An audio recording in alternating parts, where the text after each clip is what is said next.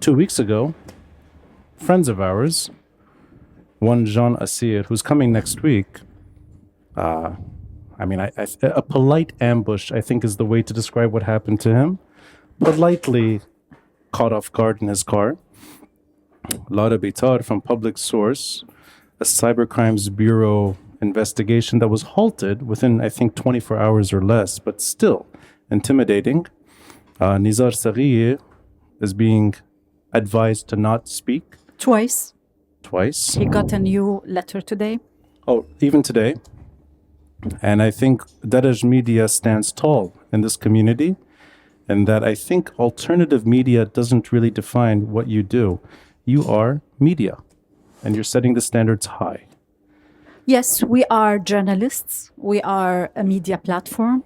I'm very hesitant and reluctant in using the term alternative because we are content creators. We are digital media that covers Lebanon and the region.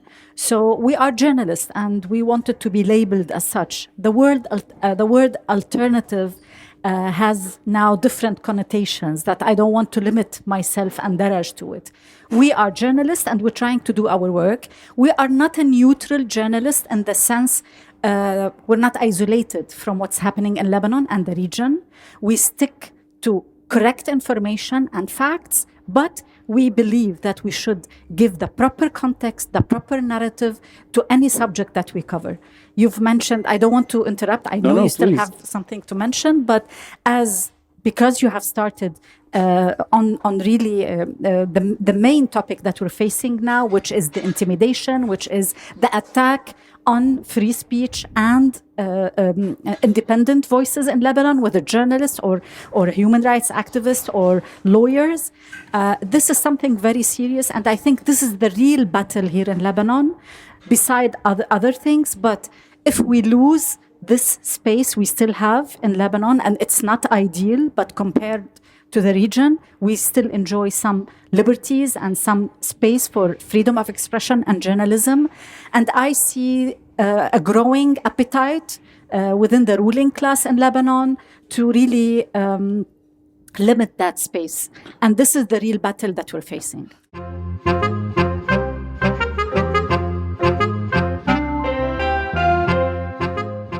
This podcast is made possible by the generosity of listeners and viewers like you. Kindly consider a contribution through Patreon or PayPal. Links are in the details box. Any amount is appreciated. And follow us on social media. We're on Facebook, Instagram, and Twitter. The handle, the Beirut Banyan. Rate and review us on Apple Podcasts. And to stay updated with video releases, subscribe to our YouTube channel. Thanks for listening, and thanks for watching. I'm Rani Shatar, and this is the Beirut Banyan.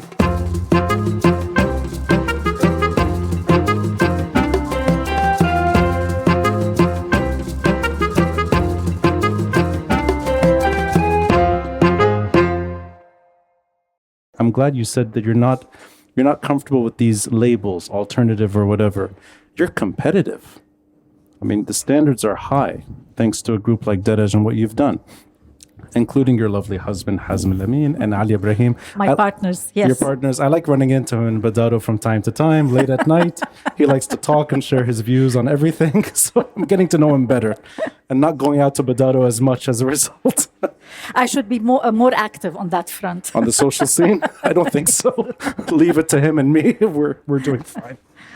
30 years ago, if you could take me back to the climate that you dealt with, and I think it's best described as Syrian hegemony. True. And I think a lot of false comparisons are made that today feels like those years again, meaning the story of intimidation, the story of suppression, censorship. It is bad today, but at least the way I remember it, you'd be better at answering this, it doesn't feel as bad as the early 90s, that there's breathing space today. And in a way, you can't curtail it the way you could before. Is that a fair analogy? Yes, the ability today to confront what the authorities are trying to do is much higher because it's the digital age. In the 90s, we didn't have mobile phones or internet or all the communication tools that we have today. So the possibility today is to stand for these attacks is there. I want to go back to what you have mentioned, because many of who are with us today don't maybe get the context of what happened in the 90s. I started working as a journalist in just the year the war ended, in 1991. Okay, the regional equation at that time was the Syrian regime have an upper hand in Lebanon, a growing Iranian influence. That affected everything, not only the political life, but also media scale. At the beginning of the 90s, I remember very well that testing the ceilings was very harsh. And one of the major experiences at that period, the one that you just mentioned, which was banning news bulletins across Lebanon, all over television stations. At that period, there was the trial of Lebanese forces leader, Samer Beyhum, and the... even demonstrations around that time as well. Exactly. There was a strife, political strife at the country. The Syrians didn't really control everything, and they wanted to control media. So they banned news bulletins for 3 to 4 months. And I remember we were struggling. We were coming to television thinking, what are we going to do today? I worked on drugs, on workers, child labor, any topic that is not related to politics. Of course, we understand today that everything is politics, even those social issues. But the idea of spending 4 months as a journalist, as a news bulletin, as media scene in Lebanon, not being able to tell news is something cannot be imagined in today's world. It cannot happen today. So I do see signs of that era trying to be implemented today. And we've seen it actually across the region. It is happening. We have authoritarian regimes are trying to control media and stopping journalists and free thinkers and activists from saying, being critical to power. We are seeing those attacks in Lebanon. The ability to resist is still there. That's why you see protests, you see independent voices, whether journalists or lawyers, trying to challenge the power and saying truth to those who are running the country. I like this analogy of a ceiling that's lower in the early 90s, at least, and you can kind of feel where your limits are by default. And it's harder to go down the road of pure politics, especially trying to hold the Syrian regime to account in Lebanon. I mean, we remember a time where you couldn't say Hafiz without worrying. True. And there's no cell phones back then. It's landlines. We wouldn't say Assad. We used to whisper. We'd whisper, thinking that... seriously. Yeah. Inside the newsroom. I even remember. In the newsroom. In the newsroom. If there is something serious, I remember very well my bosses used to whisper in my ear if there is something that they want to tell, because they were aware maybe a bug or something were recorded. So yes, we used to whisper sometimes. So that climate of fear which was felt, whether you're a journalist or whether you're just somebody wanting to talk, we felt it, and it was real. It eroded over time. I mean, by the early 2000s, I think we were more comfortable saying Bashar, but still hesitant to a point. That era where the ceiling is low and you have to, by default, explore other topics. If you can kind of describe the ceiling today, do you think of a ceiling that is there? Because in my mind, the way I see media portraying every issue in Lebanon, we're pretty much flexible to talk about everything right now. With the exceptions of what we're talking about, meaning we know Jean Assir when he gets ambushed friendly. We know what happens to Lara Bitar, Nizar Saghi. These are recent examples. We have other friends that have been summoned. I mean, even during the protests, Dima Sadeh, Gino Raide, over maybe more than once, we can still talk about the same subjects they're talking about. Do you think of it as a ceiling today, or is there no ceiling? And even within your own work? Definitely we can talk more about topics today without undermining the risks. It's true that here we can sit and discuss, but we shouldn't forget that Luqman Slim have been assassinated and others have been killed without knowing why and what will happen to them, and no justice is to be achieved.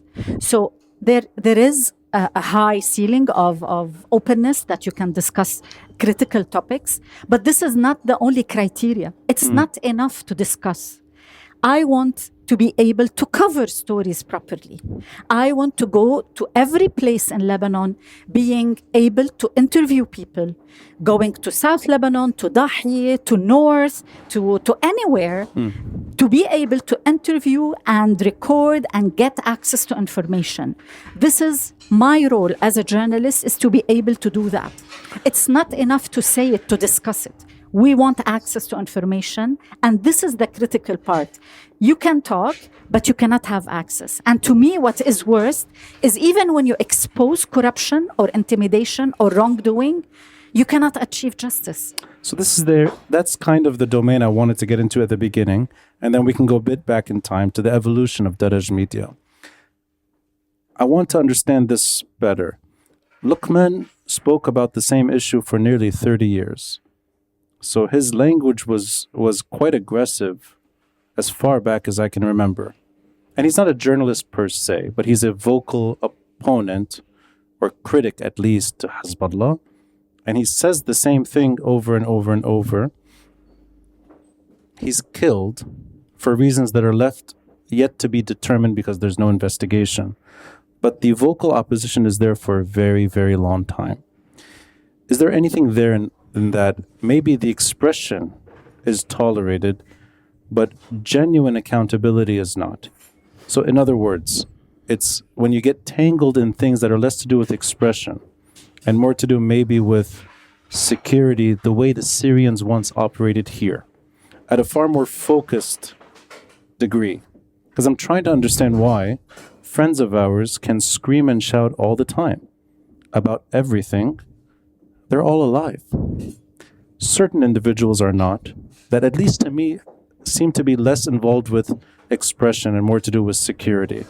Is that a fair way of saying why certain people pay the ultimate price and others don't?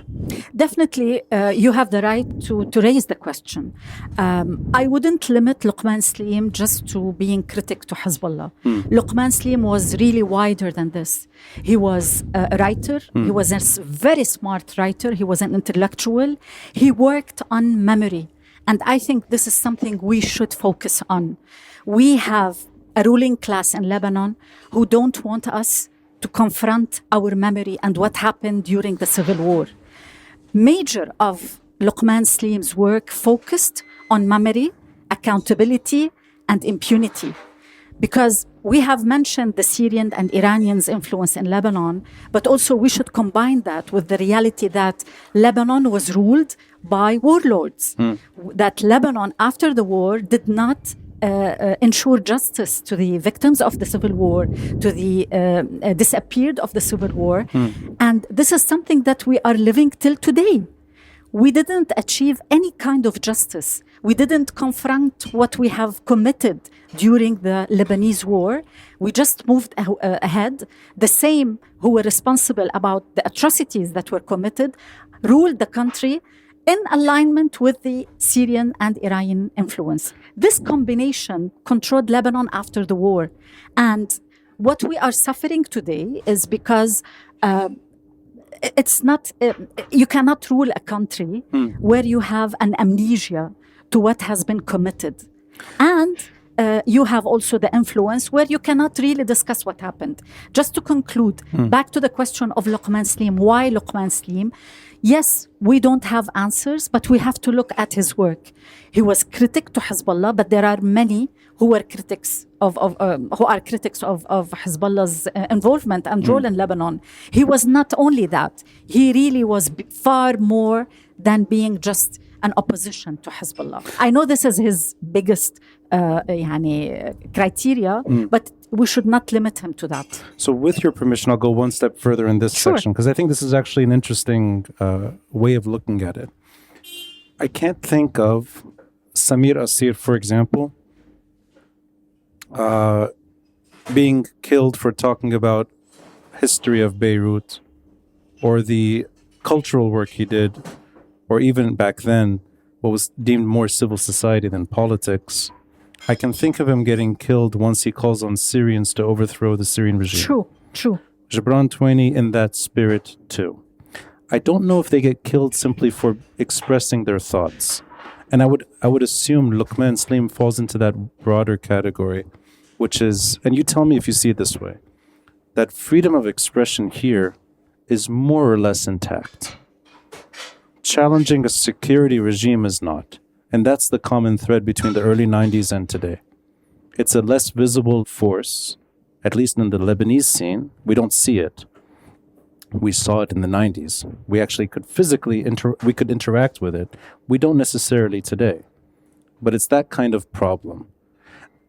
Dima Sadiq is the loudest critic of Hezbollah every Monday night. Makram has a way of talking about that subject over and over and over, sometimes at a very heightened pitch. And there's many like him, but they're all alive. We can analyze the context in which Samer Qasir was assassinated and Gibran Twaini and the rest is different than today. We still have the same key players in the country. We still have the same threats, that's true. But I think it's not enough to really decide why they were killed, either before or now. We can analyze. Definitely, I would relate Samer Qasir's assassination to the Syrian influence in Lebanon, right. For sure. Yeah. I mean, yes. And today, I can still accuse Hezbollah of being responsible, politically at least, for the assassination of Luqman Saleem and what's happening in the country, because all the security situation that has been linked to what happened to Luqman, where he was kidnapped and assassinated. How was he even being re-assassinated again, virtually, after he was killed? Slander and smearing, yeah. All the time, till today. Just mention the name of Luqman Saleem on social media and you will see him bashed again, and people coming out and saying he should be killed. So it's really there all the time. Is it enough? No, it's not. We need justice. We need proper investigation. And this is the real disease that we are suffering from. We can discuss, we can accuse politically, but where is justice? Where is the judiciary that should take this a step forward?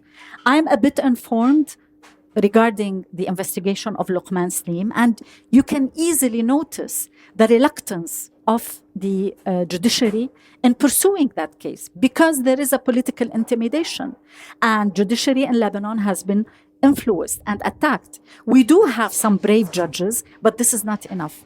So back to your question, we are journalists, we are trying to do our work, we try to expose, but this is not enough. I can go back to another example, which is the central bank governor, Riyad Salemi. Daraj is proud to be one of the major media outlets who exposed the wrongdoings of the central bank governor. It didn't materialize into a lawsuit in Lebanon till there was there were lawsuits in Europe, and it was based on the collaboration of investigation that we did. So it really frustrates me as a person, as a journalist, to see that you cannot. You do your work as a journalist, you expose wrongdoings, but here is the knot. It cannot materialize into something else, and this is something we cannot do. We journalists, we come out, we try to tell the information we have, but you expect other parties in the society to work as well. Since Daraj is a fantastic outlet for investigative pieces, and it's done their job, done diligent work, in your experience in the last 6-7 years, or at least since Daraj was born in late 2017, do you find that there's certain areas that are completely inaccessible? And could that be a topic, or even sometimes maybe a geography, where there's things you want to cover, and it's quite impressive. You can get to Riyad Salemi, but you cannot get to certain figures. For example, so as much as you can say about what your constraints are, at least in what you want to investigate and what you can't. You can raise the topics, but not necessarily getting the right information because you don't have access. Geographically, yes, you don't have access as a journalist. In certain areas in Lebanon, you cannot go and film and take your camera. If you go to South Lebanon, if you go to Dahi, unfortunately, some other areas trying to do the way Hezbollah is controlling his areas, they would intimidate you if you go out and film. So you can only film in Badaru and here in Jummaizi freely. In other areas, it is a big issue. Right if outside Daraj in Manam. Exactly. But go somewhere else and you will find a real challenge to be able to film and talk to people freely. It's true. Interviewing people and driving them to speak their mind is not always easy, especially if the topic is sensitive. If it's related to sect, if it's related to Hezbollah, and if it's something, if you go to a certain area and you have an influencer who is a warlord or a zaim, a leader, then people wouldn't feel easy to talk to you. So people speaking the real mind is not always easy in Lebanon, despite all the talk that you can see on television. I don't take that into account when I'm talking about real issues and real topics. So you can sketch the piece, but you can't write it. Is that a... Yeah. You can find sources, you can find analysts, but not necessarily people talking about it, especially also social issues. We all remember a couple of weeks ago the gruesome crime that took the life of a young woman. Yes. Her name is Zainab Zaiter. We also have seen the video of her family celebrating her killing. And both sides agreeing. On both sides. Yeah. Okay, where is the killer? He disappeared. Did anyone get him? The whole family. I asked a team member of Daraj staff if we can go there to the Zaiter clan and do some interviews. They laughed at me. It's not possible. There are limitations. You can speak, but you don't have access. This is the equation that is governing the journalistic work in Lebanon. That's quite interesting. So expression could theoretically be endless. There's no obvious limit, but the written word and its value is not there. It's not only the written, it's factual word. And because we have this struggle on a daily basis. We don't want just to give opinions. Yeah. We want to build our story on facts, on people who are concerned and who are suffering from certain topic. And this is the struggle. How to make a real good story, not just by saying what the social media say, not just reflecting the battles that happen on social media or the opinions. Go on the ground, do your work as a journalist. And this is the real challenge. So I'll leave the recent incidents with Jean Essir and Laura Bitar and Nizar Saghi a little later. I want to get back into your career because it's funny when I look at you, what I remember, I hope this is not impolite to say this. I remember you on TV, even until now when I look at you, and I remember you just traveling. Sometimes in Afghanistan, sometimes in Yemen, more recently in Yemen, actually. Actually, not that long ago in Yemen. I've been to Yemen several times. The last time was in 2014-15. In Iraq, in Iran, and you're dressed for the occasion. And there's always a crew with you. True. And it's my memory of a production house, which was Future TV. This is a long time ago now. This is maybe 25 years ago, around then, where Future TV did not have that kind of baggage the way we talk about it now. Zaven Kuyumjian was sitting here a few weeks ago. He's from that era too, but that's a very different type of journalism. He's on his own in a way, but you're a war correspondent. And I mean, you're bringing to light a lot of things that were not easy to do, including Afghanistan under Taliban rule prior to 9/11. True. And this is on Future TV. So that kind of, it's not just journalism. There's a lot going on there. Is that why Daraj Media is not just an online website with articles? Are you trying to recreate what I think you're maybe best celebrated for, which is pioneering journalism across different platforms, whether it's documentaries, whether it's simple films, or whether it's anything you want to do in the media landscape? Are you looking back to those years when you look at Daraj today? To answer your question, yes. First of all, in the 90s, when I started working, as I told you, when I discovered the ceilings in the very early 90s, I started to figure what can I work without having low ceilings. My compromise, personal compromise, was to choose topics that I can cover properly as a journalist and not being intimidated by low ceilings, editorial censorship.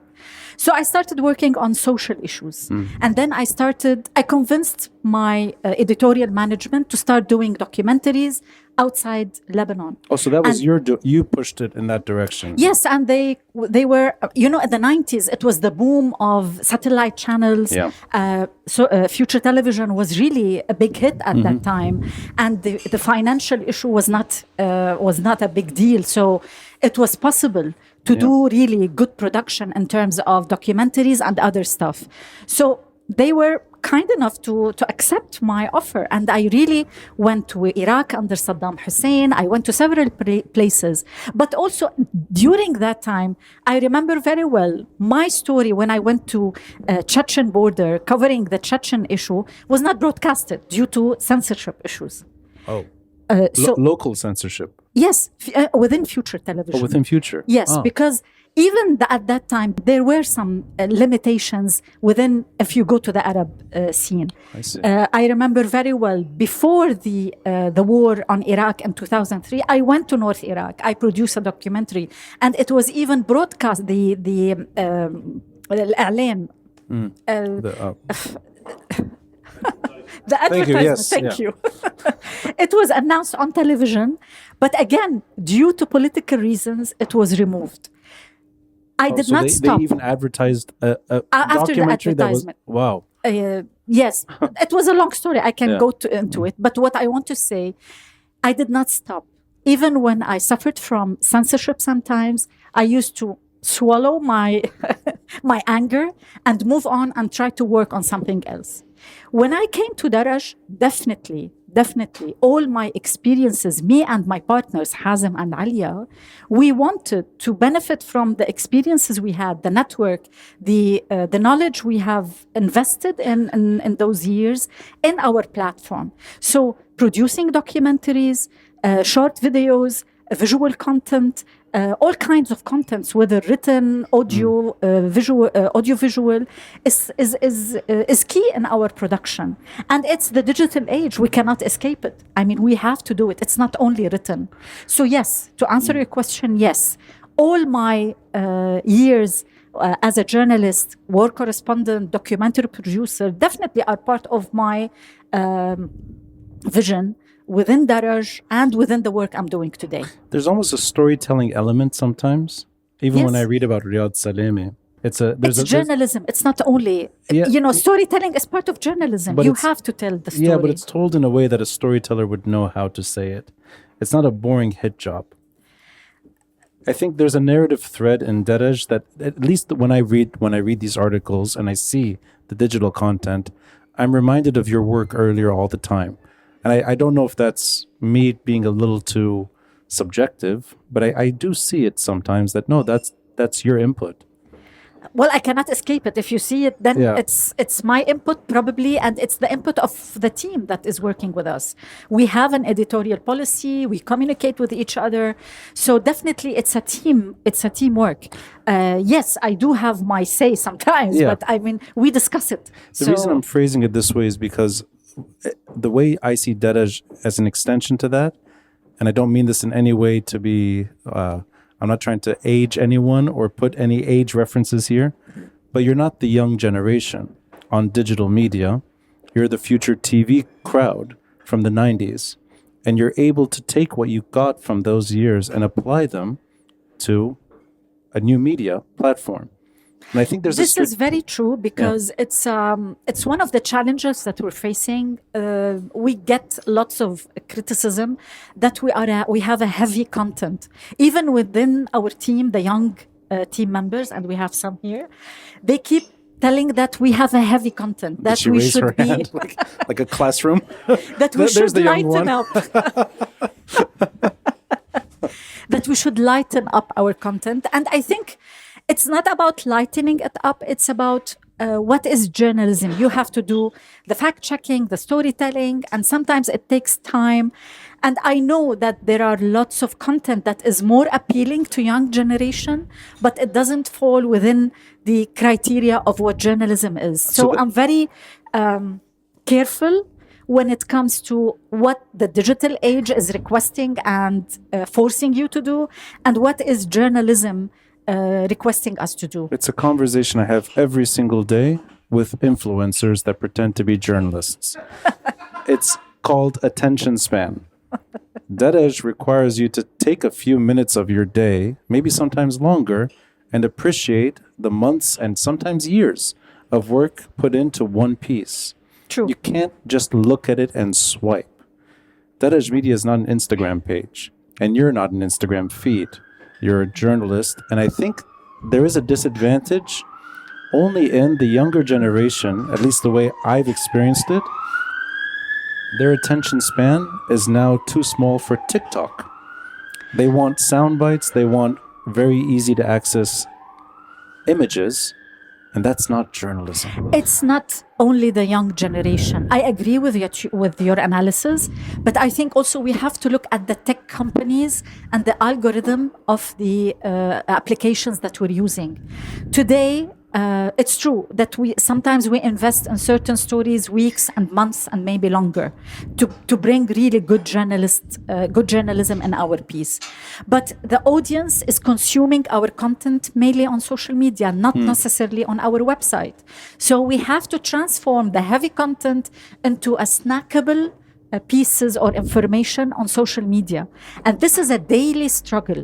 You are struggling with algorithm. Today, whether this video, you're going to do it horizontal or vertical, is it going to be 1 minute or 1:30 because Facebook doesn't take more than 1 minute? So you have to keep squeezing real hard work, real hard information to be something that audience can snack on on Instagram. And I think this is, I wouldn't say it's damaging. It's the era, it's the new generation.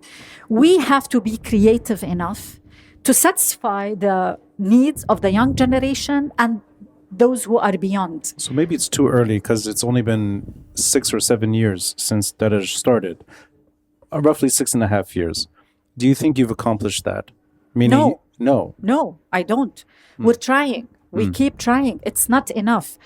You succeed in certain areas, in certain videos, in certain posters, but it's not enough because you have a changing platforms. You have changing algorithms that you need to face, that you need to respond to on a daily basis.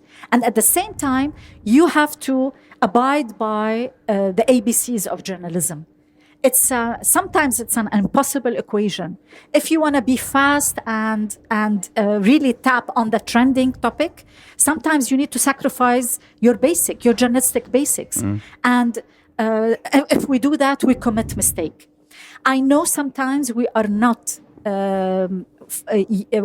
getting the audience that we want because of the reluctance we exercise daily to make sure of the stories that we are covering. What is the audience that you want in that sense? Is it simply a wider pool of people? This is a challenge because Daraj is targeting Arab speakers. We're not only Lebanese. Right. So we have a wide range of audience that we are addressing in terms of geography and in terms of age, in terms of interests. So it's a real challenge because you're covering politics, investigations in terms of politics and other issues, gender, environment. So it's a really wide audience and it's a challenge. We thought it was easier. Unfortunately, it's much more complicated because you don't have a niche that you're focusing on. So the wider you are, the more difficult it is to get the audience. That's a perfect segue for me to ask you then. Why did you make that decision early on? Because we believe topics are, issues are related. When you talk about autocracy, when you talk about the Iranian influence, when you talk about women issues, LGBT, when you talk about poverty, refugees, migration, domestic workers, all these topics they're not only Lebanese, they are Lebanese, Syrians, Iraqis, and you will find, same elements repeating themselves in different geographies. So we thought it's really, especially it came after the Arab Spring and after the protests. Right. We thought that we need to raise the bar of independent voices, of critical voices towards what happened in the region after the attack of the autocratic regimes, the backlash of the Arab Spring. So we felt we have a responsibility to address the underreported topics across the region. And that's why we wanted Daraj to address Arab audience, not only limited to Lebanon. Is that trying to correct satellite channels and how they cover topics?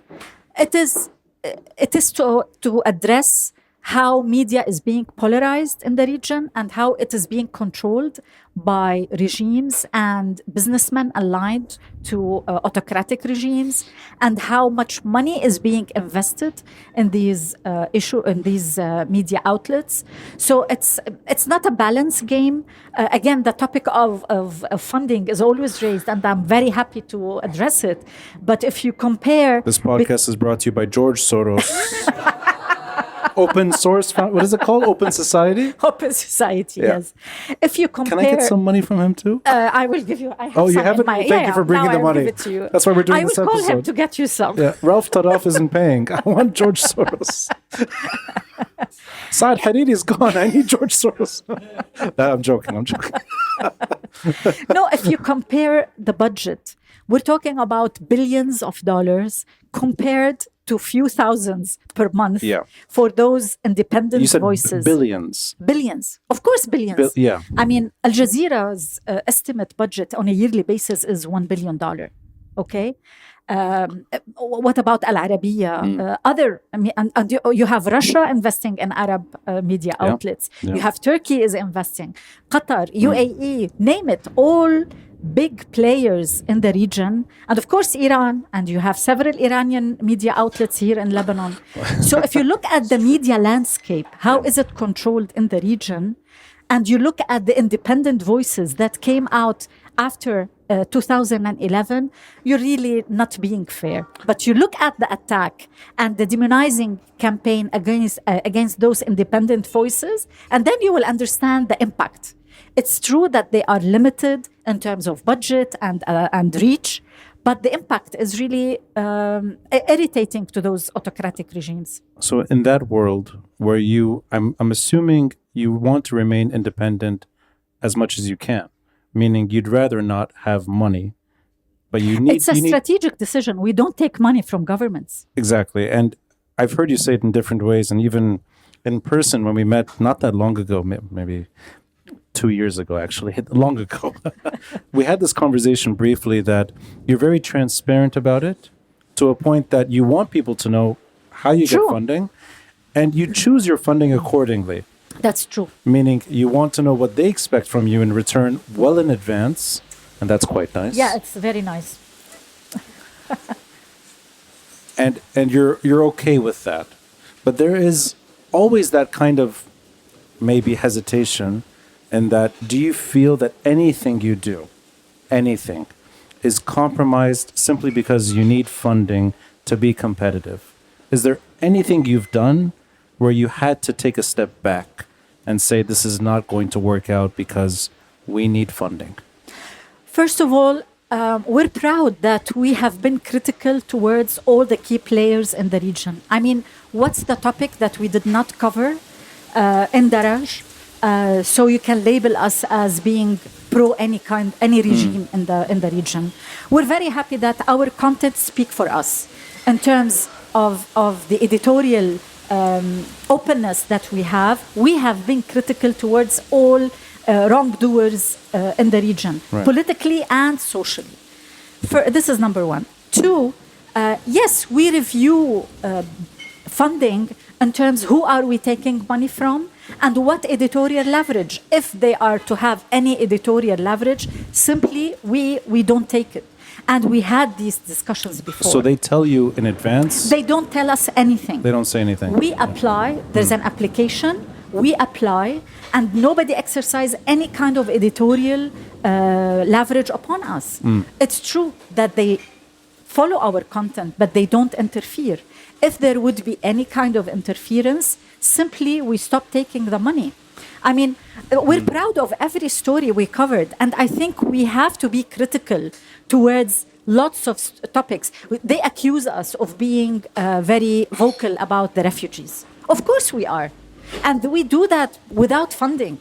I do it without any penny being spent because I think it's very toxic. It's very harmful the way this topic is being dealt with in Lebanon. It's very scary how we are waging a hate campaign against refugees, and it's not helping the Lebanese who are suffering in Lebanon.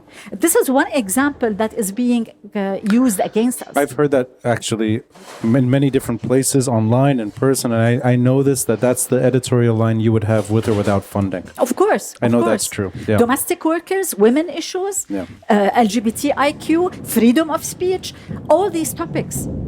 Militia interfering within civil life, whether in Lebanon or in Iraq.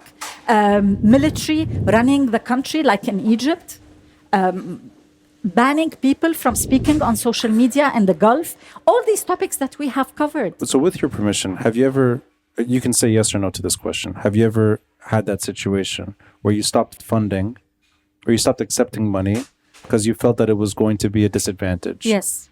So that has happened? Yes, of course it has happened. And this is why we have a constant discussion and struggle when it comes to funding. This is why we believe we should be financially independent, viable. Our plan, because today our budget is 20% from our own production, 80% comes from funding. We want to alter this equation.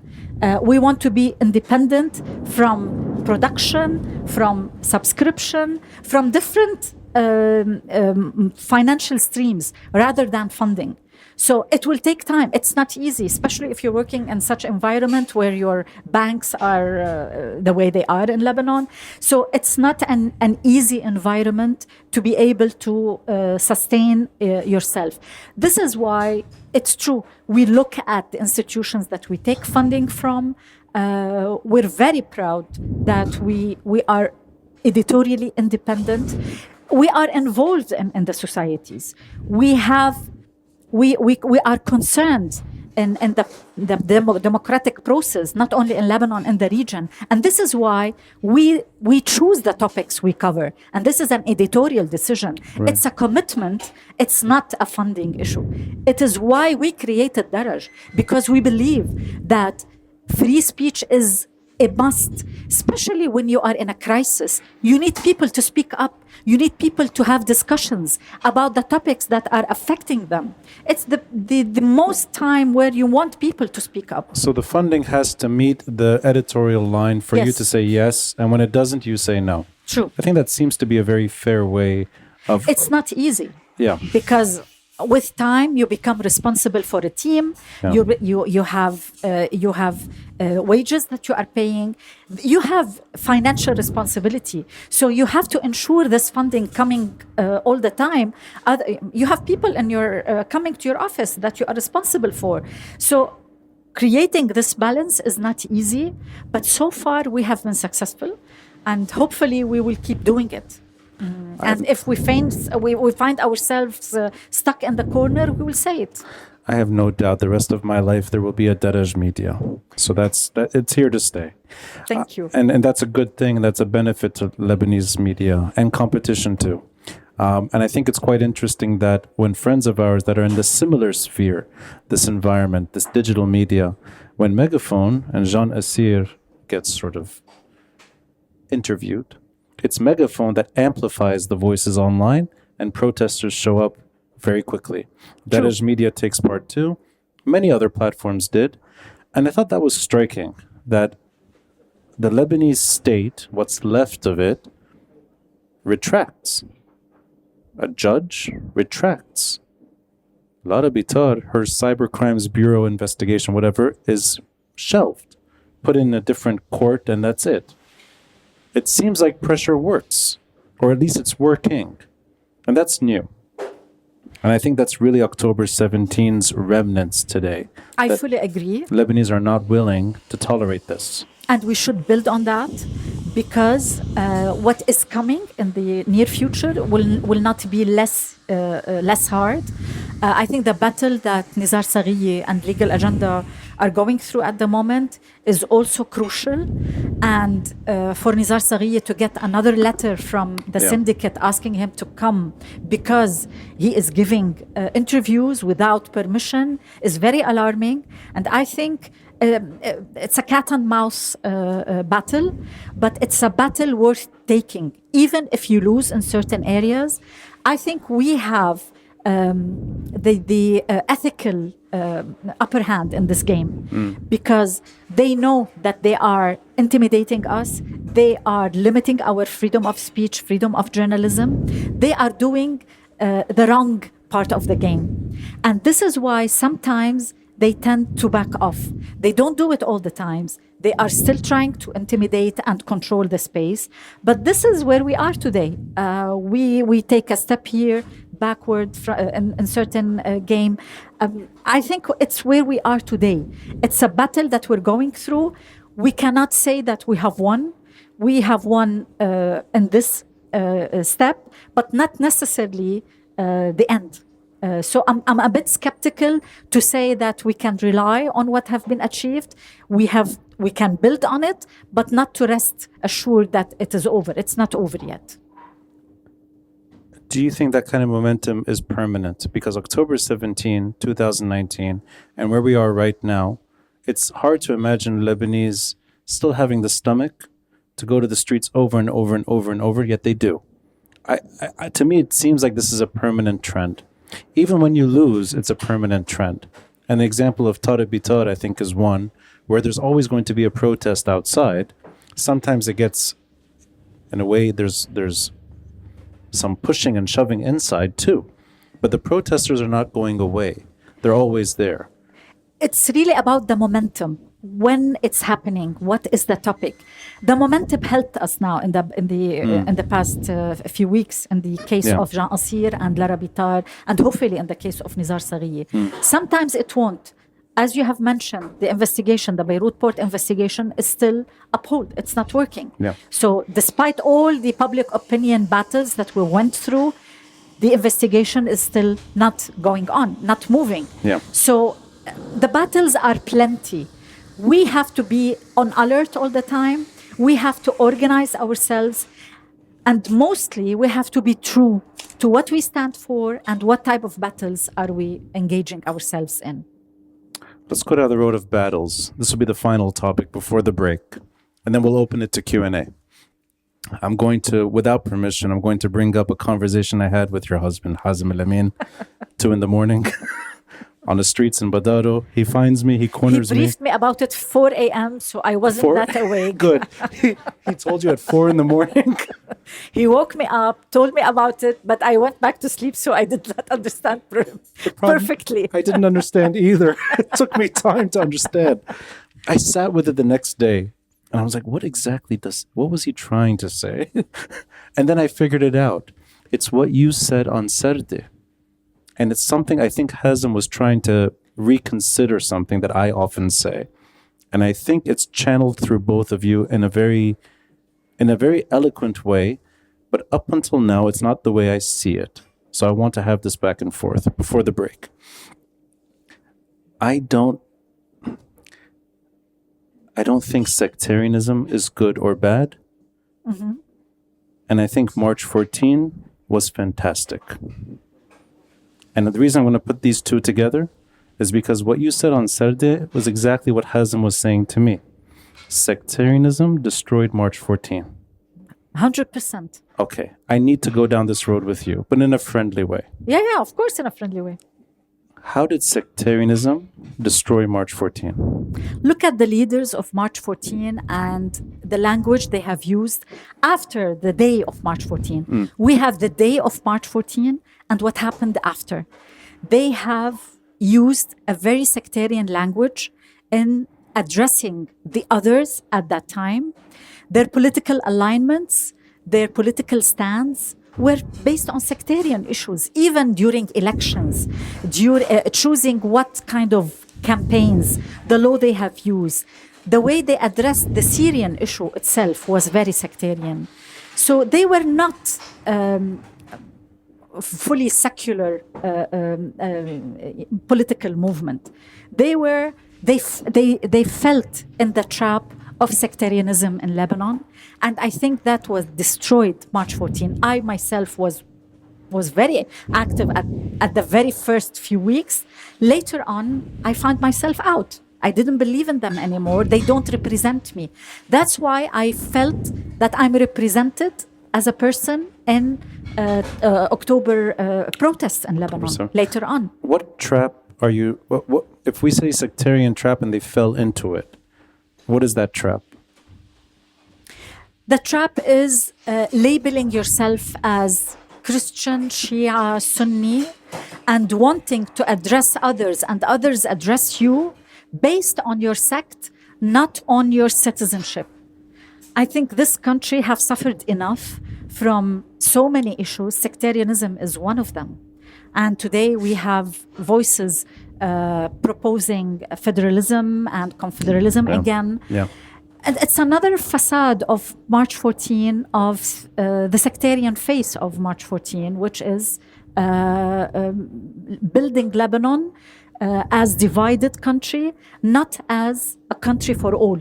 So in that, if you're able to that's 2005 to the more extreme voices today. Yeah. Even on the time zone issue, they started wanting a divorce because we had two time zones, which sounded silly at times, almost like a circus, more than a serious debate. But I agree with you. The ugly side of sectarianism quickly showed itself during that time zone fiasco. True. But do you see a thread from March 14 to the Federalist divorce advocates? Do you think of that as an extension to March 14? Of course it is, because what is the Federalist approach? It is to say we are Christians and we don't want to live with the Muslims anymore. And let's divide the country based on that. Tell me, how would you do it? How would you do it here in Ashrafiyeh, in Ras Beirut? Is it real? Is it a real solution? Does that solve the problems of Lebanon? Or does it just put some limitations between Lebanese people themselves? I don't see it as a strategic I don't see it a solution. I see it adding more layers to the division we have. And Lebanon is a very small country. Yeah. You cannot imply a federalism the way it's implemented in other countries here. So maybe I'm too nostalgic and maybe I'm too romantic. I don't think of March 14 as divorce along communal lines. Mm-hmm. And I don't think of sectarianism as in itself a problem that prevents people from moving on. And the reason I go down this road is because I remember March 14 and I remember the aftermath. I don't remember the ugly side of sectarianism derailing political parties from agreeing to move on from the civil war. In other words, my memory of that stretch, at least in politics, not in emotion, not in whatever, it's two unlikely warlords, Samir Jaja and Walid Jumblat, are talking to each other.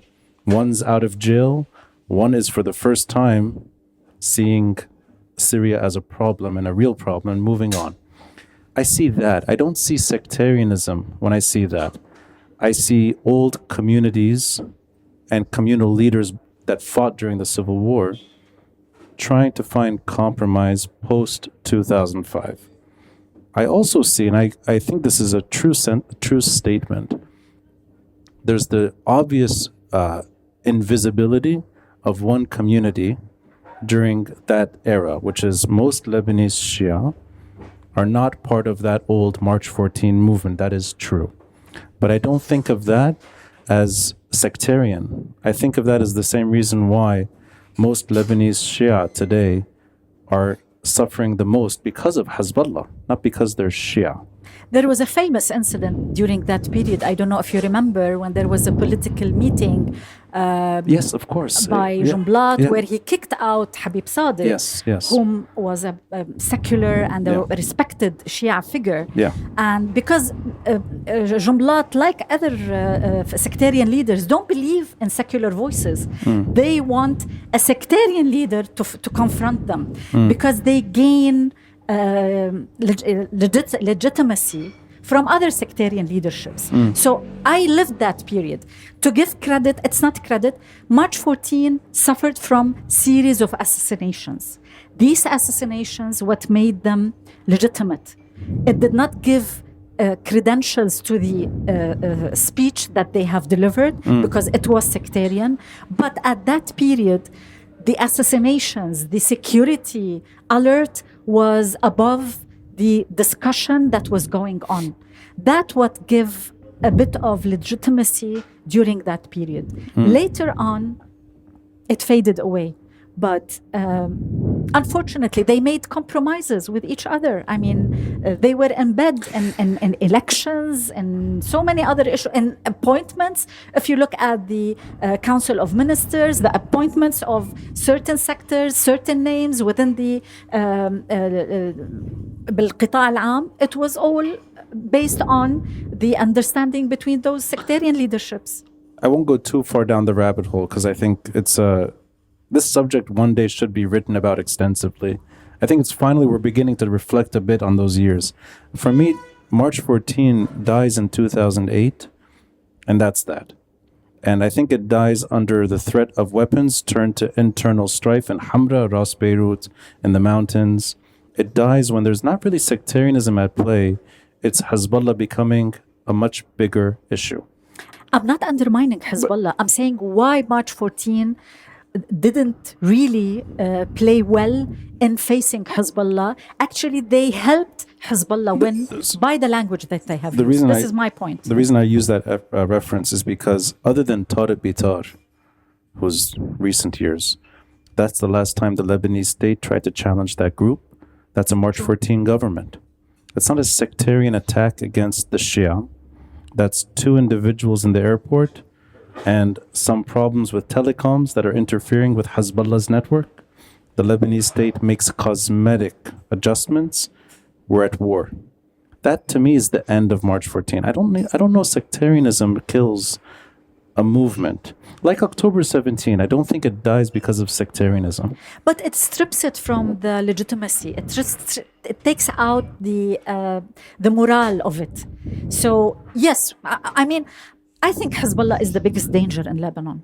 But it's not enough for me to accept your, not you, Muhammad Shatah, Aroni. Allah yarhamu. No, I'll take it as a good thing. Say it again. No. I mean, it's not enough to say that you are opposing Hezbollah to take legitimacy. I need to look at your political agenda. That's when I know I'm beginning to sound like him, if that's the reference. I mean, he was a good example, if that's what, I mean. But you're committed to at least the belief that sectarianism is the biggest problem in getting a movement to take hold.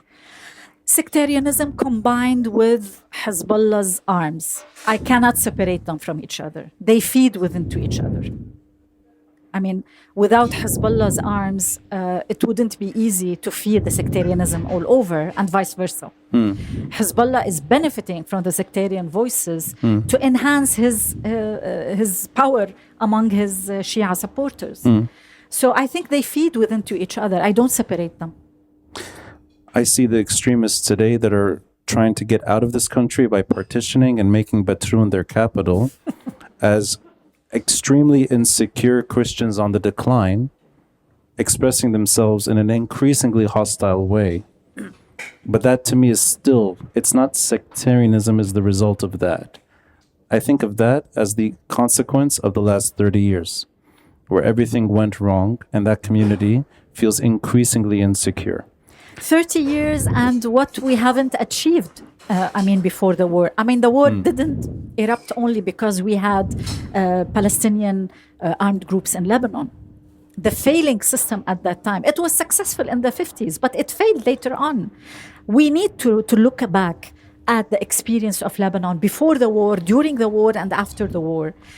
Is it sustainable to have a country that is split among sects? Where are we from the modern world, democratic world?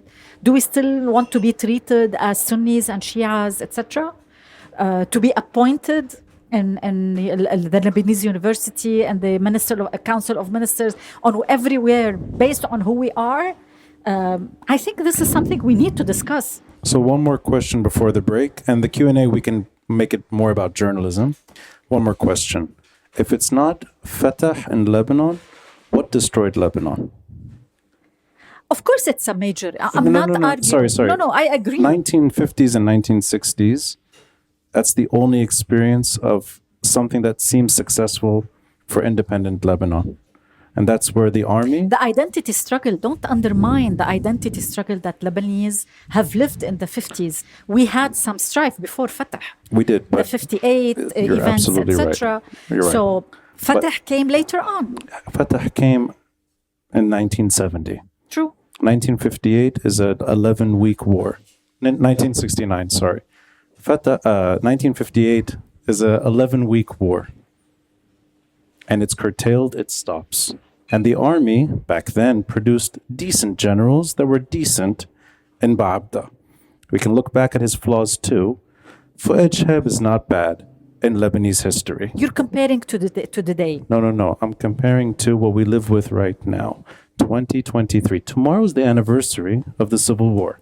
48 years since Kataib and Fatah shot at each other and this city was torn apart. I don't think of Kataib, extreme fighters, militiamen, as part of Lebanese history prior to 1969. I don't think of them as wanting to kill. Actually, I don't think of any... No, I think you're not reading the history correctly, because they have been armed, they have been trained.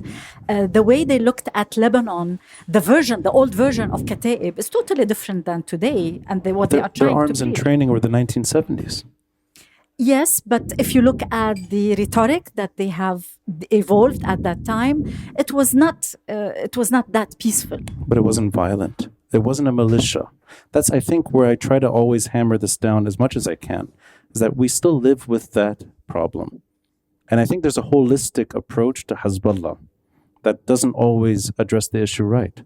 It's almost like if we just include it all in one basket, we can go back to 1975. I don't think that's true. I think the moment you allow regional war in Lebanon, there's no Lebanon. But that becomes 50 years of people letting go of what is normal. We take it for granted now that there's militia, there is a strategic Iranian hub in Lebanon, but we accept it as, well, that's just a price we pay. We should still get MPs to do the right thing in parliament. I think these two things cannot happen at the same time. No, that's a biased clap right there. No, you're not allowed to clap. I think we can have some intersections, but I don't agree fully on what how you read it. I agree that Fatah's involvement is a major factor when it comes to war. But looking at Lebanon in the 50s, it was a good example, but was it perfect? I'm not sure. The country was sectarian, built on sectarian basis. There were communities in Lebanon that they felt that they are not part of the country. And I think this is what the militias that came afterward invested in. So there were roots for that, and we should address them when we look at the Lebanese experience before the war. It's a lengthy issue. I'd rather not to get into it. I prefer to Sure. listen. But thank you for letting me go down that road. It's the first time. Yeah. All of this was meant for Hazem at 2 a.m. I just didn't understand what he was saying.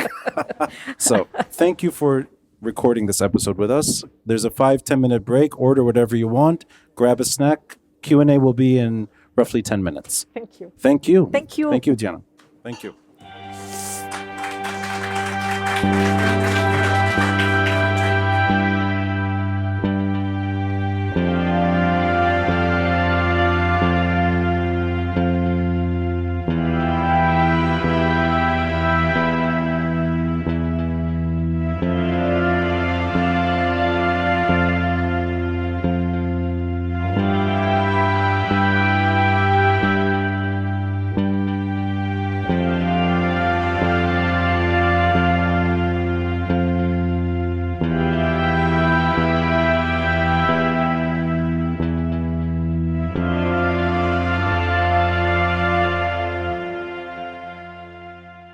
I'd like the Q&A to be intimate, and I'd like it to be focused as much as possible on journalism.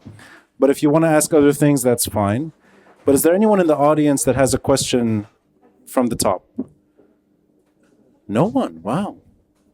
No questions. Ahmad has a question. Let's pass the mic to Ahmad. Yes.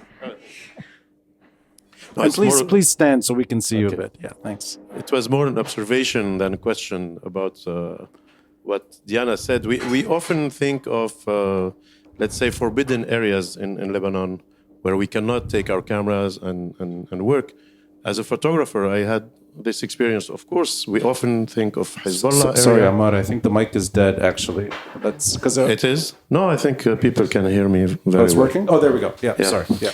So we often think of the Hezbollah areas. We think about the south, the Dahiya, etc. But unfortunately, there are many, many other areas where it's not possible, like Solidaire. In Solidaire, if you take out a camera, I mean, not a tourist camera, but a real camera, and you want to interview people, it's totally forbidden. It's very tough, etc. So I just wanted to make sure. That's very true. The culture of not having a camera in a public space where it should be guaranteed everywhere in the world, in a public area, you have the right to put the camera and film and do interviews. Here in Lebanon, we are treating public space as if it's private, it's security, it's يعني هيك, considered part of a militia controlling zone. So we don't have the liberty to film as we think we do. You know, I experienced this myself. 15 years giving walking tours in Beirut. Every other stop, security. True. No cameras, no film, even on stupid locations like the Holiday Inn. Those soldiers at the bottom would actually ambush us and say, no photos. We were taking photos of a skeleton. Or crossing the street sometimes. It could be benign locations. La, Burj al-Mur is right there. It's like, it's been there for Even at 50 the years. airport, Yeah. Rani, when you enter the airport, the first sign in yellow, photography is not allowed. Why? In every airport and everywhere in the world, you have the right in your mobile, except here in the airport, because we know lots of things happen at the airport. Who passes, what kind of merchants, weapons, money, whatever is being smuggled. Why you don't want to when you ask the cameras to be shut off, then you are not being transparent, and there's something that you are hiding. So whenever there is a lack of transparency in terms of cameras, be positive that there's something happening. So since we're within a very, very eloquent guest who asked this question, Ammar Abdramo, a celebrated photographer, I want to ask you, when you use your camera versus now when you use your phone, do you feel the difference? Even in Solidaire, for example. Technically, yes, there is a big difference. I mean, you have much more levels of tuning, let's say, on your camera than on the phone. But recently I have to say that I've done many stories that are, let's say, hidden with a phone, so people suspect you of being a tourist or an idiot, which is perfect. While with a big camera, they think you're maybe a spy or, much more dangerous, a journalist. Right.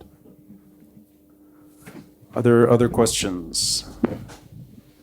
Oh, everyone's shy tonight. Let's see. In the back. Hi, first of all, Could you stand up so we can see you? Sorry. Yeah, thanks. I was just wondering, what was your thoughts, or how do you envisage the future of journalism in Lebanon? Can you repeat the question? How do you envisage, Okay. what are your thoughts on the future of journalism in Lebanon? Thanks. I would say it's something worth fighting for. We have a good base of journalism freedom in Lebanon. It's not ideal. We're suffering from lots of intimidation, and we've seen the ruling class trying to limit that as much as possible. But I think with the independent voices, we do have a chance. If you look at the media landscape when it comes to the mainstream media, the televisions of Lebanon, then I'm not optimistic at all, because the narrative that is being run in these media outlets is mainly either populist or sectarian or aligned with the funders of the media outlets in the country. So I have two media scenes in the country, the mainstream one and the independent one. I have faith in the new faces. I wouldn't use the term alternative. I believe in the independent voices, whether media or lawyers, activists. I think they're all part of the media landscape. So the future of journalism in Lebanon is a wide notion. I think we're controlled by the development of the technological scene. At the same time, we have some strength that we need to invest in. It is critical. I see lots of challenges, but I think the battle is going on, and I do see some hope. I do see young voices, committed ones, smart ones, and I don't think it's easy for the ruling class to really control media in Lebanon. So I think it's a battle worth fighting for. Samer. Hello. Hello. All right. So just a little comment before I ask the question. I'm the co-founder of 99% Media in Quebec. And at some point, we had a battle with the Directeur Élection Générale de Québec over censorship because they didn't consider us as media. Eventually, we fought a short 2-week campaign, and we sort of got them to acknowledge that there are non-traditional forms of media, which include independent media, alternative media, and student media as well. But my question for you very specifically is, why do you avoid the alternative label, especially within the Lebanese context? I mean, I get it within the global context of the West, especially what alternative media means there, but why in Lebanon? Simply because it sidelines you as a media, because it undermines your ability, your exposure, your impact. And the context in which it is used in Lebanon, it treats you when they use the term alternative as if you are not good enough or serious enough or valuable enough. So that's why I try to avoid the term, because I think we're media, we're journalists, we're doing our job as journalists. We should be treated and labeled as such. This is why I'm avoiding the alternative terminology. Other questions? Maybe I'll ask you. They need to celebrate maybe and enjoy their time. Yes. Why 2017? I always thought that year is interesting. That's the moment Daraj Media is born. I'm guessing the idea is earlier. The idea was born after 2011, but for it to materialize, it came up in 2017. We started working on it on 2015. Again, in 2011, when we thought the ceilings were going high and we will enjoy different Arab region, more democratic, and then the backlash was severe and harsh. And then independent voices started to come out. This is when we thought of Daraj. To materialize, because we started looking for investors at the beginning, then that track failed, then we moved looking for funders. Daraj was launched in 2017. It took a while, but the idea was born after 2011. And remind me, you left Future TV within a year before Daraj Media? The same year. The same year? Yeah. The idea was before. Frankly, I stayed in Future because of financial reasons. Yeah. I'm a working person. I live from my work, so definitely I can't live a job without ensuring something else. So I stayed for financial reasons, but I knew after 2011 that my days are over, because the equation that governed my work before 2011, I couldn't see it going on after 2011. So that's why I felt that my days are done. and I'm seeing myself going out, but I needed a way out. Daraj was the way out. And again, I know it's two different people, two different stories, but Zeven has that same trajectory. He exits Future, now he's a digital media person. Yes, he with is. a podcast and online shows. So it's something about that generation in Future able to wither that storm. Future definitely had some really good talents, not only in Lebanon, but in the region. And I would always cherish my experience in Future television. I will never consider myself not to be part of that experience. Despite all the limitations and censorship sometimes, my best years as a journalist happened during that era. Yeah. And to give a credit, Future television enjoyed a very diverse people, not like any other mainstream media in the country. Right. We were different. We managed, I mean, the type of things I say publicly, we used to discuss internally on Future television. And many people didn't like me because I was vocal and I used to say the same things I'm saying today. But we used to speak about it in Future. Of course, it has its political limitations. And with time, with the assassination of Rafiq Hariri, it increased. But again, it was limited by the landscape it was created in. Yeah. So again, it was a rich experience. I would love to speak about it and write about it one day. It wasn't one-faced. It's different roles as well. Different roles, different. It represents part of the Lebanese history at that period. Yeah. Other questions? You can open the door to any subject. Wow. Maybe it's the weather. Oh, there is one? Oh.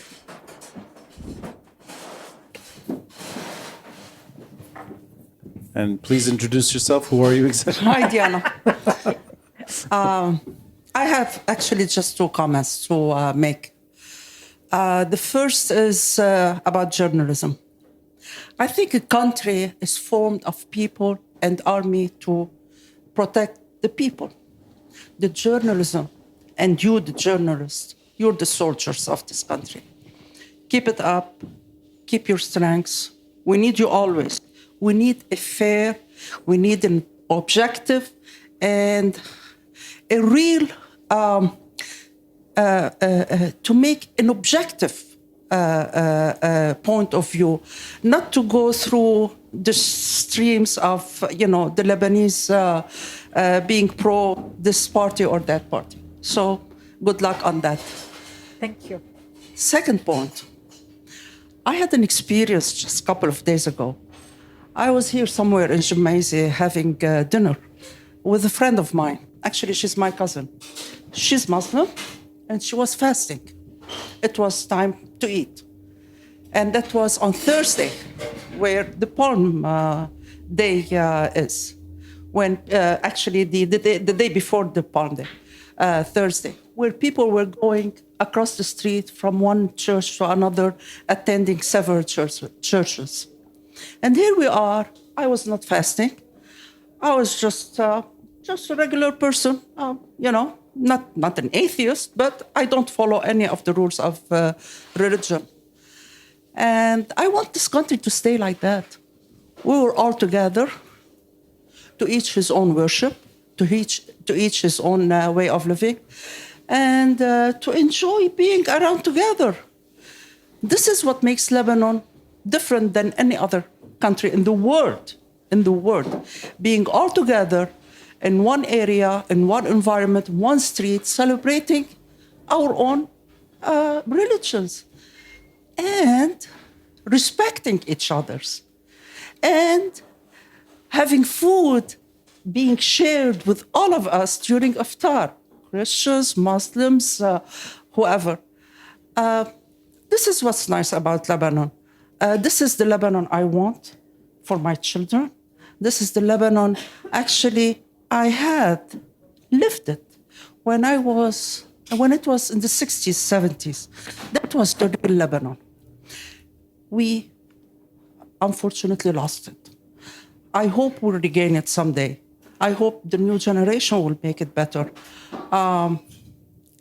In the meantime, it's a transition period. We have to accept it the way it is, regardless of what are the reasons, and there are many reasons. The major one is the most of the most, and sorry to tell you, is the existence of the army of Hezbollah in this country that's making everything,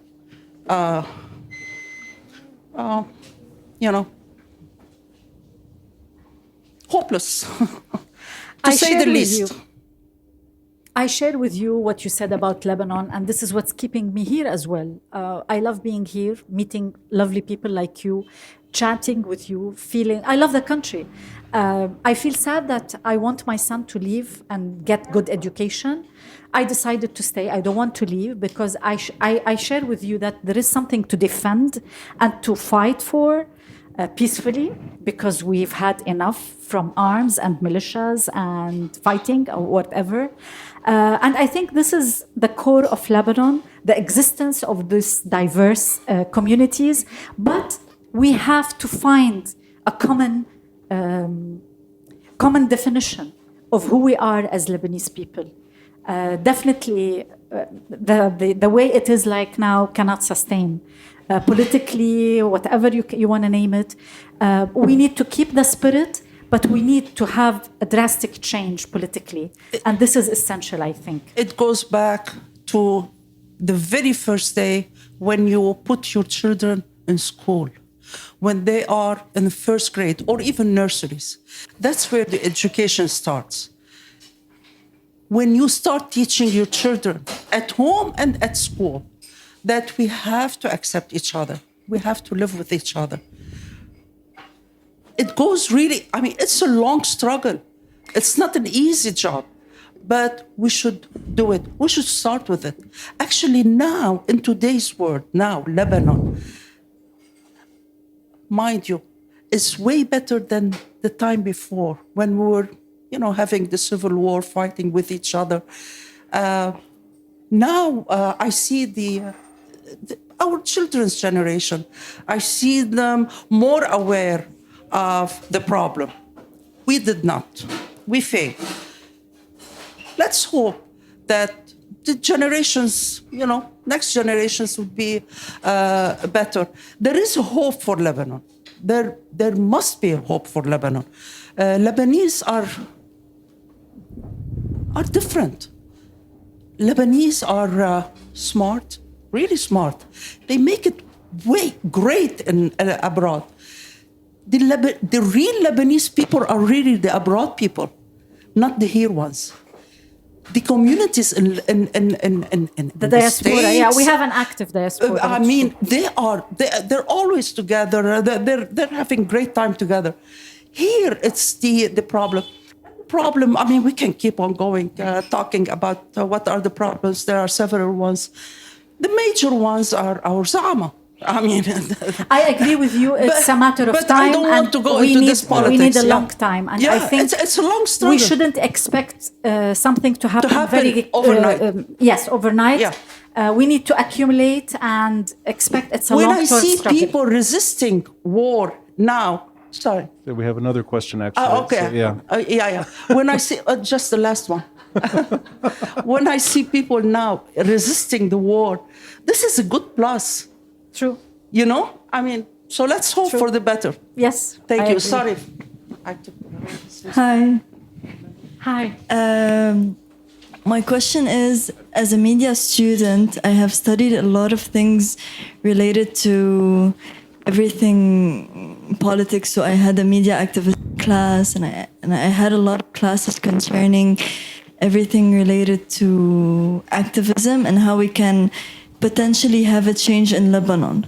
Now, something that in my classes that I haven't really had an answer for was, how do we change the mentality of the people that are here? Like the mentality of literally some generations are being born in families that support specific political parties and are affiliated and aren't actually doing things better but worse in retrospect. So how do we change the mentality? Where should we start to change the generations to come, and also the like to start like giving birth to change from the mentalities of people, not from the actual political, let's say, political campaigns. I understand your frustration because I share it myself. Yes. And I feel depressed sometimes when I see myself repeating stories and narratives that I have worked on 25, 30 years ago, but they are still going on, the same thing. But I didn't lose my belief. I know that some wrongdoings are repeating themselves. Don't let that depress you or stop you, because it will. Change doesn't happen in a blink of a second. It doesn't happen in one day, especially in a complicated situation like the one we are. Just believe in what you want. Believe in what you're saying. Look for the people who would share your views. Have a good communication. Try to influence the public by your work as a journalist, by the stories you cover. You might not face support all the time, but don't lose hope. And I'm not saying it as a cliche, because this is something I believe in, because the difficulties we have in Lebanon are so deeply rooted. It will not change in one day, and don't have this false hope in your head. Things need time, needs accumulation, needs really collective work, and that won't happen easily. But if you find those little groups, those little bubbles, stick to them. Talk to the people who would share the same ideas and values, and start to build those little communities, because it might work with time. But start working on it and don't give up easily. Okay, Be a I fighter. will. Thank you. But what if the people that support me, that like are in the same bubble as me, are like 3%? How do I get to the 97%? It's a process. Don't expect to get to them quickly. You have to amplify your use of maybe social media. Maybe you will become an influencer who would create a special content. But don't stick yourself to that hope. Work on yourself, work on the people around you, and we'll see. Maybe it works. Okay, thank you. I'll ask you a question before we take it back to the audience. A huge question. You can cherry pick it as much as you'd like. Take whatever you want from it and say what you want. We have a superstar sitting right in the middle, Dima Sadiq. Yes. I'm going to embarrass her. Yes, she's right there. You're a superstar too. Don't put me in this category. You're one of the most charismatic journalists in Lebanon. In the world.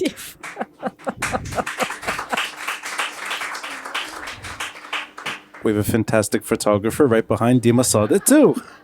We all agree with that. I pale in comparison. I just talk for a living. I write for a living. I share stories on a regular basis. You guys are pioneers at what you do, and you deserve credit for what you've done. That is a true statement. I won't take it any other way. What I will add to that is the role that we play, particularly you. Are we messaging the problem the right way? And I'll give you one stark example. I think all of us, in different ways, supported Tarek Bitar. We're not the state. You're not the state, Dima, you're not the state. You work in the most visible television station. You're the most visible digital platform. I'm the most visible English podcast in Lebanon. Whatever that means. حجرب شي مرة بالعربي ونشوف شو بيصير بعدين. But anyway, for the time being, I think all of us supported him the most we could. And we said it earlier that even with all of us in different ways, amplifying that support and putting pressure on MPs to defend his role, putting pressure on visiting dignitaries to read these articles, to watch these videos, and to make sure Tarek Bitar can do his job. He can't do his job. Is there anything that got wrong or got lost in the messaging of why he cannot do his job? No, I don't think it's the messaging. I think the messaging were correct. The amplifying of it was correct. It's the stubbornness. It's the we have a really deeply rooted, strong regime. Don't undermine the political elites and how strong they are, and they simply are getting away with it. First, don't take Lebanon out of the regional context. Why wouldn't they get away with it when they look around them, when they see Bashar al-Assad is still in place, when they see Sisi or the Gulf leaderships, all the autocrats of not only the region, the world, from Putin to whomever, are still in position. It's a mixed up world today that we're living in, and they're getting away with it. I looked for allies, and I found a few. One of them is Nadim Shhadi, who was actually sitting here last week to refer to what worked in recent history, the way we had an international investigation. It's the special tribunal, and that's a fact. Whether we like it or not, how we feel about it today, or that doesn't matter. The process worked, and there's a verdict. The Lebanese state did not arrest those two individuals, and the other two are probably dead. None of us, I think, in this world really made that message clear, that there's a path for Tariq Bitar to do his job. And I felt that this was an isolated voice at times, saying that Tariq Bitar cannot do his job. There are structural reasons he cannot. I don't know if the media sphere got that right. It made it feel like protesting is the way to do it. First of all, we cannot talk about one media scene. The media that was standing on the right side of history, at least, when it came to that issue. Not everyone was. But I felt like there's a missed opportunity to explain why he can't do his work, and a bigger missed opportunity to explain what worked in recent history. No one was really talking that language. Tariq Bitar couldn't do his job for valid reasons. The political elite blocked him. They agreed on stopping him from doing his job. And this is not the first time. We have political leadership that is blocking justice since the end of civil war. So what happened with Tariq Bitar is no different than what happened before. What's new about the Tariq Bitar issue is himself, his character, standing alone, facing the political leadership against, from Hassan Nasrallah to all other political leadership. Tariq Bitar was a real courageous judge that we need to support. And this is what we try to do as journalists. Objectively, he stood for the authorities in Lebanon. So why was the media shy about the tribunal's success and pointing the finger in one direction and getting a verdict? Nobody talked about it, and that is exactly the same template. The international tribunal? The Hariri's tribunal, you mean? The special tribunal. Yeah, in okay. its whole inception, from beginning to end, that's the only path Tariq Bitar could take, or we could take, to make this a reasonable investigation. Look, there is a justification. Tariq Bitar and others don't believe an international path to achieve justice. They believe that this kind of path should be internal. And I know this for a fact from what I've read about him. He believes that we should support and sustain and work on the local path of justice rather than seeking international ones. There is a debate about this issue. Why international, not local? Why not, or local only, not international? It's a debate. It's something that we should address. I mean it more as media addressing that concern. Media is a reflection of this kind of debate. Media also reflects that there is a division whether we go international or it's the same like the sanctions. You have a total different approaches towards, do we want sanctions on individuals or not when it comes to Lebanon. We have friends coming over now. Okay. So who are the friends? Muhammad Najm. Oh, good. Okay. But it feels like there's a knee-jerk hatred for anything related to Hariri, and therefore ignoring the only successful international investigation that could have been amplified further, whether or not Tariq Bitar wants to stick to the local scene or not. I think that was a role media could have played in preserving what worked and talking about it. Very few people did this. You can count them on one hand. But there is also, look, And it's I not just agree. it's not just media. It's Human Rights Watch. It's every legal agenda didn't talk about it either. The outcome of the International Tribunal is controversial. I mean, yes, I supported it. I believe in the outcome of it. But where is it now? How can you implement it? Much further than Tariq Bitar. I don't know. I mean, but Tariq Bitar There's names. is working There's within an answer. There's no arrest. That's the problem of this kind of screwed up country we live in, is that even when you have a verdict, the state cannot do its job anyway. But at least there was an answer. Tariq Bitar has been to his office for 3 hours the last 2 years. And there was a storm. But you cannot have a country that is relying all the time on international judiciary. You really need to work on the internal one as well. I'm not saying that. I think we should work on the parallel lanes. Do you think media did its job, though? And at least focusing? I cannot judge the media as one landscape. I think there are different mediums. I didn't look at it from this angle. I think we should focus on internal judiciary and support judges like Tariq Bitar and not neglect the international path, whether through tribunals like the one of International Tribunals of Lebanon, or maybe like the cases that have launched in Europe against corrupt bankers in Lebanon. Thank you for letting me ask that. Are there any other questions? Yes, the gentleman in the background. And Samer, you're up next. This, I guess, is on a similar topic. Oh, that's William, the owner of Aaliya's. Hi, Ronnie. Nice to see you again. But kind of within this context, what does the future of journalism look like? What future of independent journalism look like?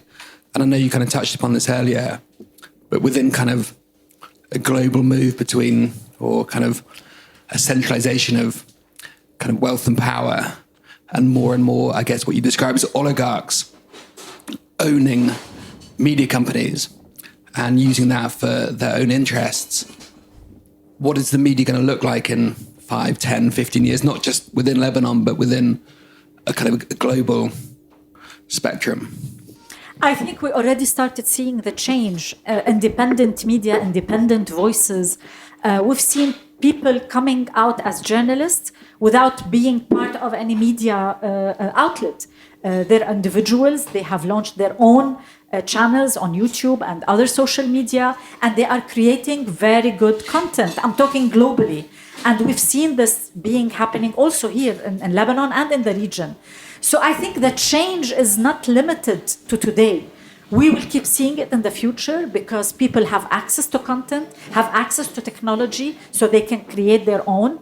What I would say is the basics of journalism are still there.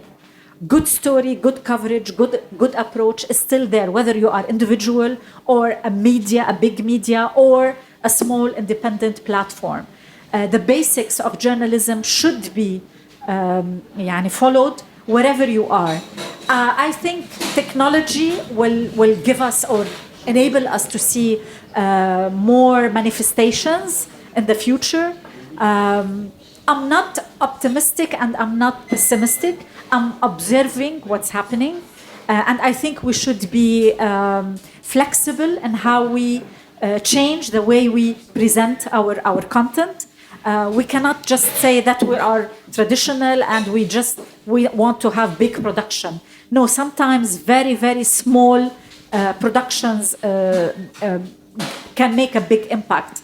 I think we should stick to flexibility and observe how things are evolving and maintain our ethical and professional approach and try to make this balance between what is technology and how it is evolving and what is the basics of journalism and the narrative that we're working in.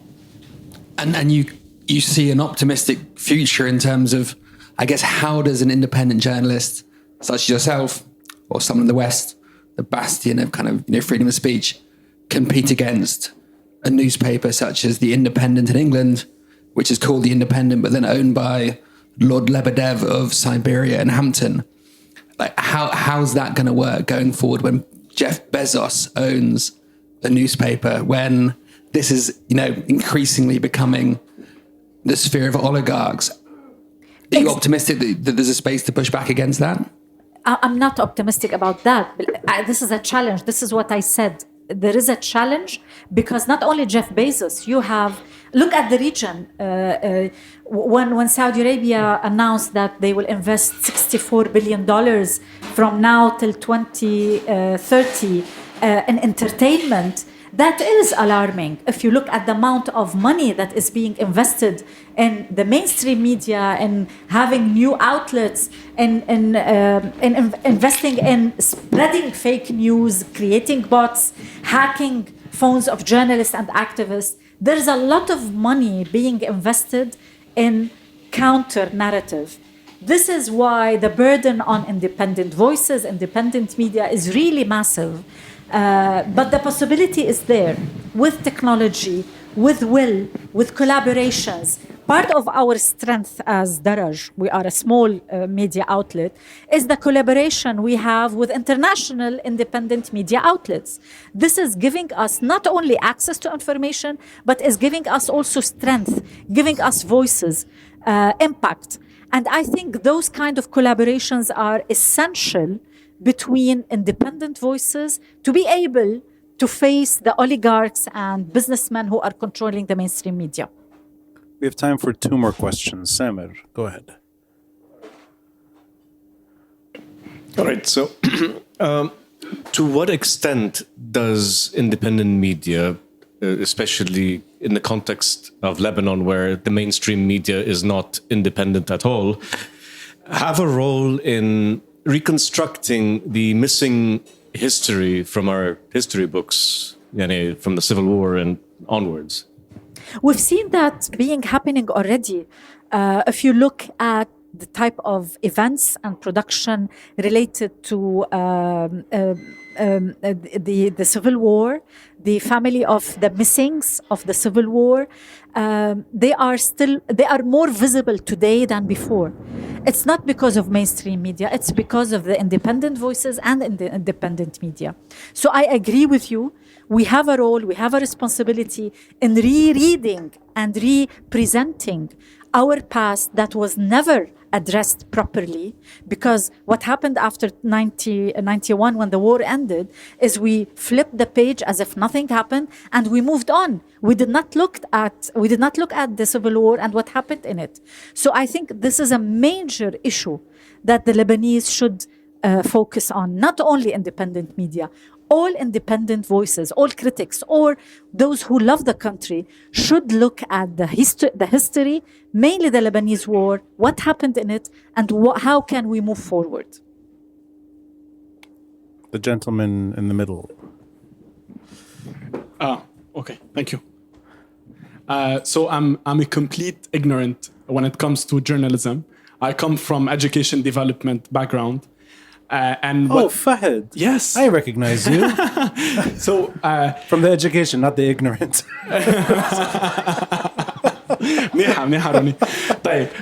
So my question is, teachers in the country have a major political, ideological role that they should play in each and every classroom. And it's very hard, given the structural constraints, given the political constraints.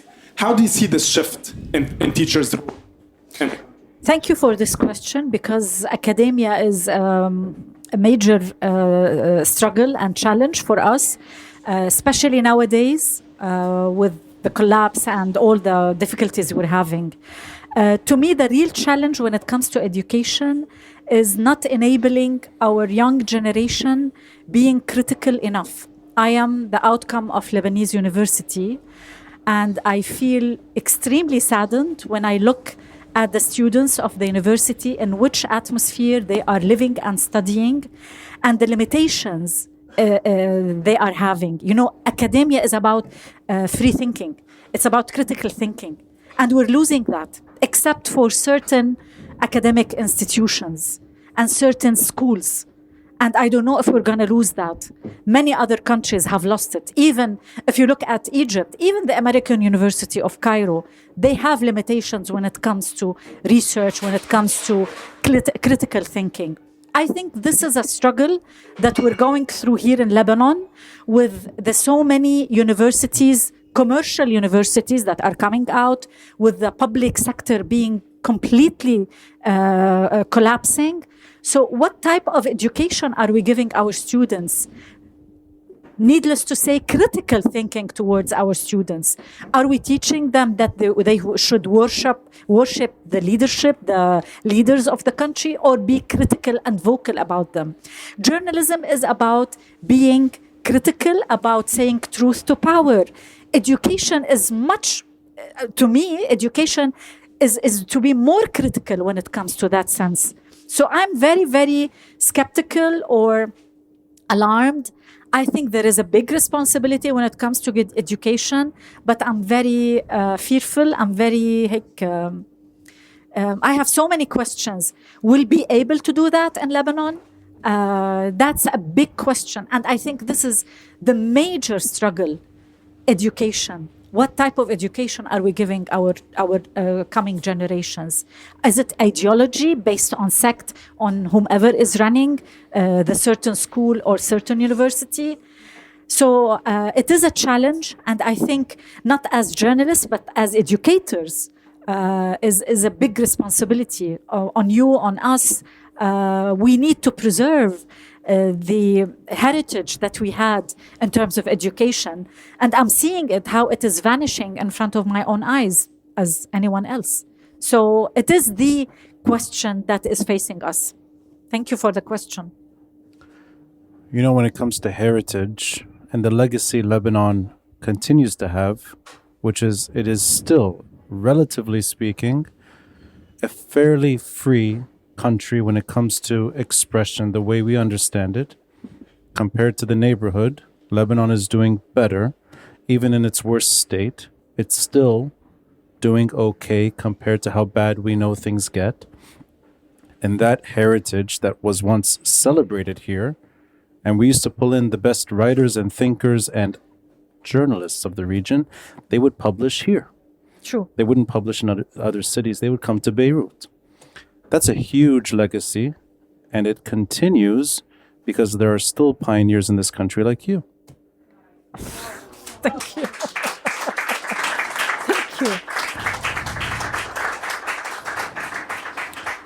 Daraj Media, daraj.media.com.